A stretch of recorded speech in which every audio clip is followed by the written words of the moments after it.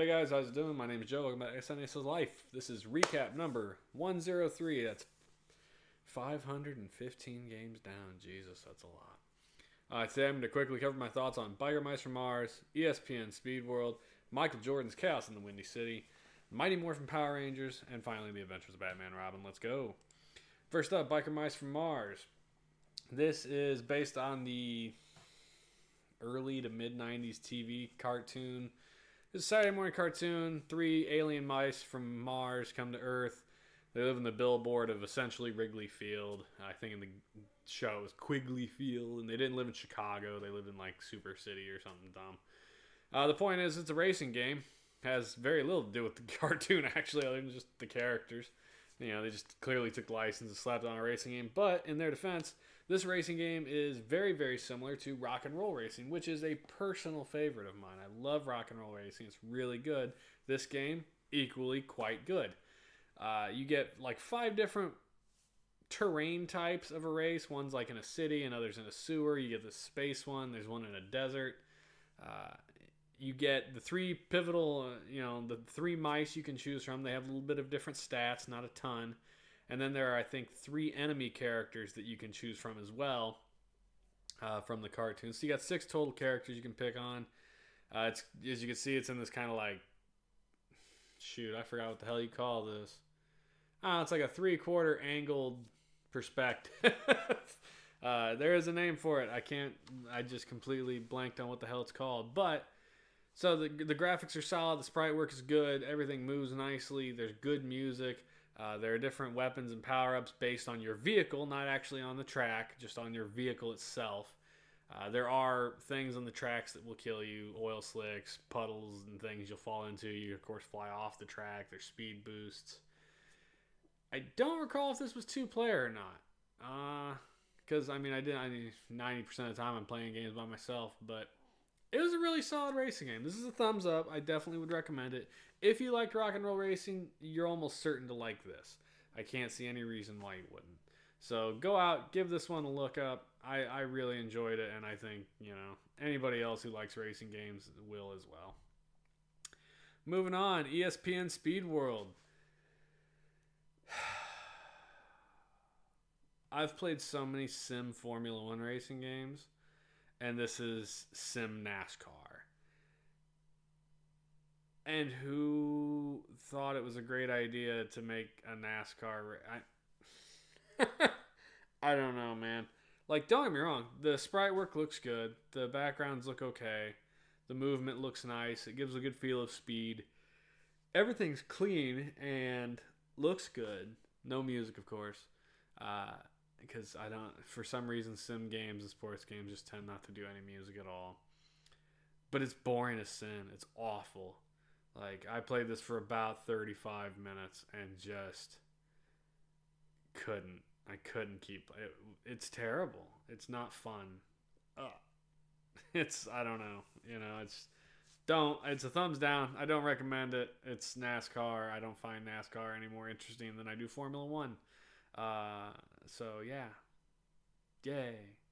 Moving on to something that isn't more interesting. Michael Jordan, Chaos in the Windy City. And this is, I guess, I don't know if he was jealous that Shaquille got Shaq Fu, or if just, it's the early to mid 90s and basketball was huge at that stage. But damn it, Michael Jordan needed his own game. So he got this. The premise of this is like the team gets kidnapped. And he shows at the practice they've all been kidnapped by some Fruit Loops doctor, and you have to go save them. You're Michael Jordan. This game has a lot of things wrong with it, but the premise is just so wildly off the wall that I can respect it. The sprite work actually looked pretty good. You can see the backgrounds are nice. There's water animation there. You get different kinds of ball power-ups like fireballs and bounce metal balls and all this other stuff. I like that since it's very much like this is Michael Jordan, there's like basketball hoops all over the place. And you're slam dunking the ball to get power-ups and things. You're finding keys, unlocking doors where your teammates are at till you eventually get to the end and fight the big bad guy. I didn't finish the game. I don't want to finish the game. I'm giving it a thumbs down. the controls were pretty loose to me. I couldn't control very well, like, my movement and running. The game felt pretty cheap. I don't know. It's just well, you would get the key and open doors, and sometimes an enemy would just bop out the door right on top of you and damage you. You do have a health bar, so there is that. But then things like that spider that just drops down. There's things in the game that I think just kind of, I don't know, they bothered me a lot. It was really interesting. I will give it that. I think it might be interesting to play, but it's not one that I'm going to recommend. Like, it is an action platformer. There are many, many action platformers that are better to play. And I think really that's kind of the problem, is it's a platformer. Like, I don't know. They should have done something like Shaq Fu was a fighting game, which was also bonkers. And then Jordan gets a platform, but it didn't. Neither one of these games controlled particularly well. They were clearly sold just off the Shaq and Jordan. So it's what it is. Thumbs down. Don't recommend it, but it is interesting to play if you're interested in something weird. Speaking of licensing, next up, Mighty Morphin Power Rangers, based on the, again, early and mid-90s TV series. This has it's a single-player beat-em-up, and while nothing is exceptional about this game, it is good. So you can see the sprite works pretty decent. Everything looks nice. It's bright and colorful. The actions are pretty consistent. Punches, kicks. Every character does have a special. The music was really good in this game. You get the five Power Rangers you get to pick from. There's a different boss in every world. I think there's only like 7 levels. I almost finished this. I didn't finish it, but I got real close. And it was just fun.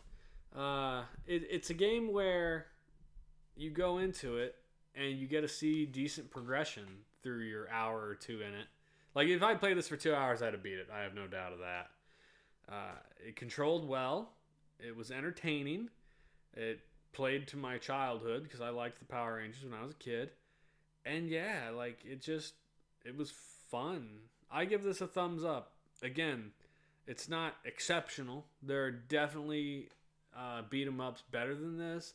I think Sonic Blastman looks amazing and plays super well for a single player beat 'em up. And I would absolutely pick Sonic Blastman over Power Rangers. But Power Rangers was really cool. Like, I enjoyed my time with it, and I think I can recommend this one.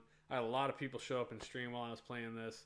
And, they all came in and were like, oh, I remember this game from when I was a child, and it was so great, and I really love this game. And I'm like, yeah, it was a good game. So I do give this a thumbs up, which is nice, because the next one, sadly not. Batman and Robin, based off the Adventures of Batman and Robin, that, again, licensed to a 90s cartoon.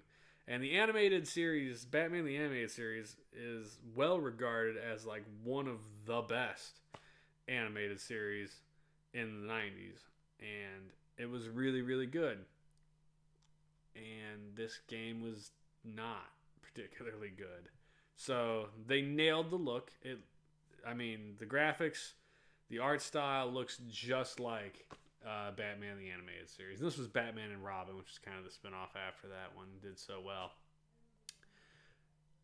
The music was decent. It absolutely set the tone. The gameplay I have problems with. So you can see there the background it's the animated show. It looks great. And you are slow. Like, Batman is slow. And his weapons aren't amazing. And the punch and kicks are pretty slow and basic as well. And it just kind of drug it down. Like, it looks great. And it sounds good. And it controls well enough. But in the end, I'm just like, it wasn't fun, which is kind of a bummer. I was told that Batman and Robin also got a release on the Sega Genesis, and that one is better. I don't know. I couldn't tell you. But this one, it wasn't very fun to play. And if it's not fun to play, no matter how much they nail the look and feel of it, or the look and sound, It's not fun. It's not fun. I gave it a thumbs down. I'm sorry. Don't kill me. I know a lot of people are like, well, Batman and Robin's the best. And I'm like, no, this one wasn't the best. I don't know what to tell you. So it's just where it's at. So that's it. We got 3 thumbs down this grouping and 2 up. Mighty Morphin Power Rangers, Biker Mice from Mars. I give both of those a high recommend. Those were fun games. The other 3 not so much. But that's it, guys. We appreciate you joining us. As always, sticking with us as we continue our way through the Super Nintendo library. We're getting close, man. 515 games in, only like another 205 to go. So maybe I'll finish this by the time I'm 45. I don't know. But we'll see. That's it, guys. Thanks a lot. Have a good one. We'll see you on the next recap. Peace out.